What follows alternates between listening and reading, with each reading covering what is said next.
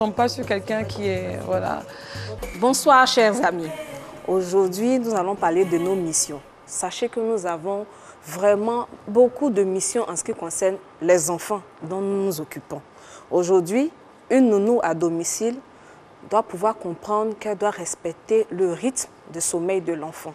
Quand elle arrive dans une maison, il y a d'abord le déjeuner, le petit déjeuner, le dîner, le dodo, en tout cas tout ce que l'enfant a l'habitude de faire, la nounou ne doit pas changer le rythme de vie de l'enfant. Elle doit pouvoir suivre le rythme de l'enfant et puis adapter des jeux en fonction de son âge pour ne pas que l'enfant s'ennuie avec elle à la maison. Ça, c'est de 1. De 2, nous avons passé du temps à jouer ensemble. Il se trouve qu'il est l'heure pour les parents de rentrer. La nounou doit pouvoir emmener les enfants à ranger les jouets dans un carton, de sorte que quand les parents rentrent à la maison, tout soit bien rangé. Elle doit pouvoir bien les convaincre de ramasser les jouets par-ci, par-là et les aider à les ranger pour que les parents trouvent la maison vraiment impeccable. D'accord, Sandrine. Alors, quelles sont les informations dont une nounou doit pouvoir disposer à domicile? Il est très important, cher employeur, qu'une nounou ait plusieurs informations en ce qui concerne la maison. C'est-à-dire, elle doit savoir où se trouve la pharmacie de garde, le numéro de téléphone qui sont très importants.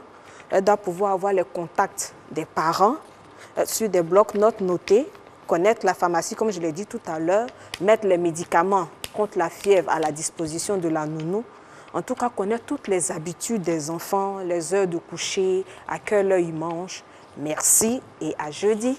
Merci Sandrine. Voilà, alors, les informations dont la nounou doit disposer sont données par les patrons. Pharmacie de garde, l'enfant voici son médicament. Voilà. Ce qui sous-entend qu'elle doit savoir lire. Bien sûr, ça, c'est primordial. Donc avant d'embaucher, enfin, c'est le critère principal? Bien sûr. En principe, pour une cuisinière, une ménagère, on n'a pas... C'est vrai, elle doit éduquer, mais ce n'est pas trop important.